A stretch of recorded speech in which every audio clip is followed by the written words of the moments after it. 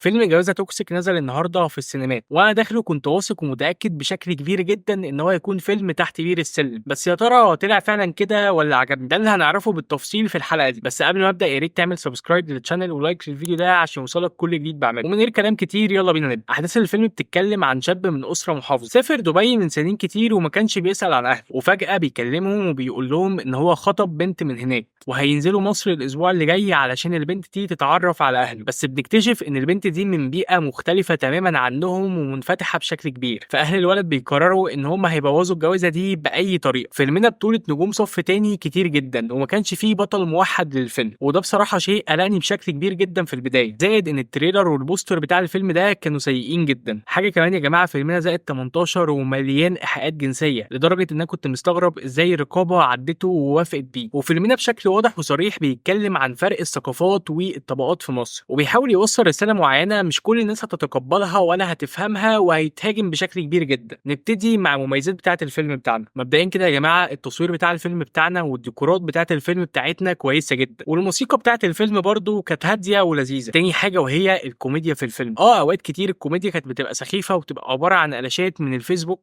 بس في اوقات تانية كتير جدا كنا بنفصل من الضحك. حاجه كمان في مميزات وهي التمثيل. يا جماعه التمثيل ده كان جيد من اغلب الممثلين في الفيلم. مش هقول كل الممثلين او ان كان في اوقات بنحس ان التمثيل سيء جدا، بس مقارنه بتوقعاتي قبل ما ادخل لا، كان في مجهود واضح جدا على الفيلم ده. واخر ميزه معانا وهي ان الفيلم ده مصروف عليه بشكل كبير. نخش بعد كده على العيوب بتاعه الفيلم بتاعنا، واول عيب معانا وهي القصه بتاعه الفيلم. قصه كليشيه متكرره في افلام كتير جدا، حتى لو كان في تغيير كبير في التفاصيل وفي الرساله، بس فكره ان انت تكون قاعد وانت فاهم ايه اللي هيحصل دي في حد ذاتها ممله بالنسبه لي. تاني حاجه الحشو. الفيلم ده بالنسبه لي اخره ساعه ونص، حرفيا في نص ساعه او اكتر عباره عن حشو، وبالذات في النص التاني من الفيلم. وده ينقلنا عند اخر عيب معانا وهو ان الفيلم مقسوم نصين، نص جيد جدا ونص سيء. حرفيا النص التاني من الفيلم ده كان ممل بصوره كبيره جدا. بعد كده ننتقل على فقره تقييم الممثلين، وبعدها هقول لكم تخشوا الفيلم ده ولا لا. ونبتدي مع بيومي فؤاد، وهو بالنسبه لي كان افضل اداء في الفيلم ده، وتقييمي ليه هو 7.5 من 10. بعد كده تامر هجرس، بصراحه شايف ان هو بيعيد نفسه بشكل كبير وبيعيد نفس الادوار اللي هو بيعملها، ومع ذلك شخصيته في الفيلم ده كانت لذيذه بشكل كبير، وتقييمي ليه هو 6.5 من 10. محمد انور بالنسبه لي هو كان اسوأ اداء في الفيلم، وشايف ان في ممثلين تانيين كانوا يقدروا يشيلوا الدور بتاعه بشكل افضل، منهم طه دسوقي وعصام عمر، وتقييمي ليه هو 5.5 من 10. ليلى علوي ادائها كان كويس جدا بالنسبه لي، وتقييمي ليها هو 6 من 10. واخر حد هو ملك اورا، ودورها كان كويس ولذيذ، وتقييمي ليها هو 6 من 10. فيلم جوازة توكسيك هو مش فيلم لكل الناس، هو فيلم لطبقه معينه بصوره كبيره هو مستهدفها، ومع ذلك وعلى عكس ما كنت متوقع الفيلم بتاعنا هو فيلم خفيف ولذيذ جدا، واجواءه كويسه بشكل كبير. هتخش وهتتبسط وهتضحك وهتقضي وقت لذيذ. وبالمناسبه هو بالنسبه لي افضل من كل افلام العيد ما عدا فيلم ولاد رزق وفيلم اللعبه مع العيال. وتقييمي لفيلم جوازة توكسيك هو 6.5 من 10. لو عايز تشوف افلام قريبه جدا منه، ففي فيلم هو عباره عن نسخه طبق الاصل منه، حرفيا نفس الديكورات ونفس الممثلين ونفس حاجات كتير قوي، وهو فيلم شوجر دادي. واشكر صديقي عمرو يوسف علشان قال لي على المعلومه دي. سؤال الحلقه بالنسبه لكم، مين هو افضل ممثل طلع من مسرح مصر؟ يا ريت تسيبوا لي ارائكم في الكومنتات. وفي الاخر اتمنى تكون الحلقه عجبتكم. يا ريت لو الحلقه عجبتكم ما تنسوش تعملوا لايك للفيديو وسبسكرايب للشانل عشان يوصل لكم كل جديد بقدمه. اشوفكم على خير في حلقات كتير جدا جايه، وسلام.